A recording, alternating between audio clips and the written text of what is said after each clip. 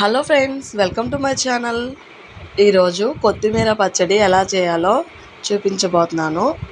వచ్చేయండి చూసేద్దాం. ముందుగా బాండలు పెట్టుకొని ఆయిల్ వేసుకొని పచ్చిమిర్చి వేసి వేయించుకోవాలి. పచ్చిమిర్చి కచ్చా పచ్చా వేగిన తర్వాత అందులోనే కొత్తిమీర కూడా వేసుకొని వేయించండి. చింతపండు కూడా మనము ఇట్లా వేయించుకున్నా బాగుంటుంది, నానబెట్టుకొని దంచుకోవచ్చు. రెండు విధాలా చేసుకోవచ్చు. నేనైతే వేయించేసాను. ఇదండి, ఈ విధంగా వేగిన తర్వాత ఒక గిన్నెలో తీసి పక్కన పెట్టుకొని మళ్ళీ దాంట్లోనే కొంచెం ఆయిల్ వేసుకొని టమోటోస్ వేసి వేయించండి. ఒక 3 or 4 టమోటోస్ అయితే వేసాను నేను. ఇదండి, ఈ విధంగా ఇవి వేగిన తర్వాత బాగా వేగాలి. అంటే టమోటా పచ్చివాసన పోయేదాకా వేగాలి. ఈ విధంగా వేగిన తర్వాత ఇది కూడా ఇలాగే ఉంచుకొని ఇంకా స్టవ్ ఆఫ్ చేసేసుకొని ఇంకా ముందు మనం పచ్చిమిర్చి అవి వేయించుకున్నాం కదా, అవన్నీ వేసి ఇలా దంచుకోవాలన్నమాట.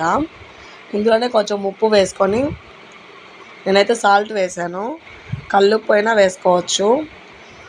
ఇదండి, ఈ విధంగా అయితే దంచాను. ఇది మెదిగిన తర్వాత మనం వేయించి పెట్టుకున్నాం కదా టమోటో, అది కూడా ఇందులో వేసుకొని దంచుకోవాలి మెత్తగా.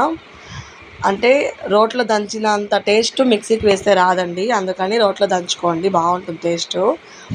ఇంకా ఇది కూడా మెదిగింది కదండి. తర్వాత మనము ఆనియన్ కూడా వేసుకోవాలి.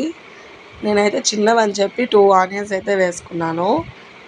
ఇవి మెదిగిన తర్వాత తెల్లబాయి అంటే కొన్ని రెమ్మలు, ఒక 5-6 రెమ్మలు వేసుకున్నాను.